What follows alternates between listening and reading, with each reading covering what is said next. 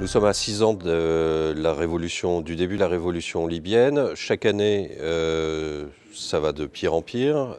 Cette année, il n'y a pas de commémoration officielle. De peur d'attentats, même certaines cérémonies ont été ajournées dans certaines villes. Bon, c'est en 2011 la mort de Kadhafi, 2012 il y a encore des élections et puis après ça va de mal en pis. Et il y a eu juste un petit mieux en 2016 si on veut, c'est que la communauté internationale a essayé d'imposer un gouvernement d'union nationale qui n'a pas réussi à s'installer, mais en revanche, la communauté internationale a aidé les forces de Misrata notamment à tuer et se débarrasser de l'État islamique qui avait pris la ville de Sirte. Donc en 2016, au moins l'État islamique a disparu de son assise territoriale à Sirte, même s'il reste encore des cellules. Et malheureusement, cette Libye est toujours autant divisée.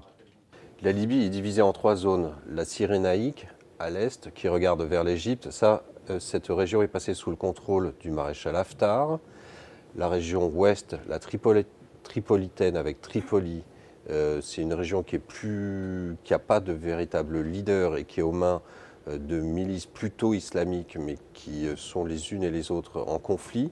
Et la région sud, qui est divisée entre les ethnies Toubou, Touareg et plusieurs tribus arabes, et qui est une zone où passent les djihadistes et où s'organisent nombre de trafics.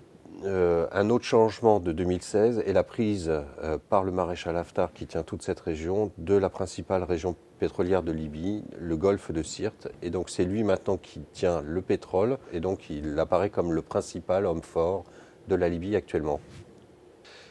La situation pour 2017 ne devrait pas vraiment évoluer. Il y a quelques jours, le président égyptien Sisi a essayé d'organiser une rencontre entre le maréchal Haftar, l'homme fort de l'Est, et le président du gouvernement d'union nationale, Al-Sarraj. Le maréchal Haftar n'est carrément pas venu saluer Al-Sarraj. Donc il y a une impasse diplomatique. Les pays de la région, Égypte, Tunisie et Algérie essayent de s'impliquer, mais rien n'avance. Les Américains, on ne sait pas quelle sera leur implication maintenant, on ne sait pas ce que Trump veut faire.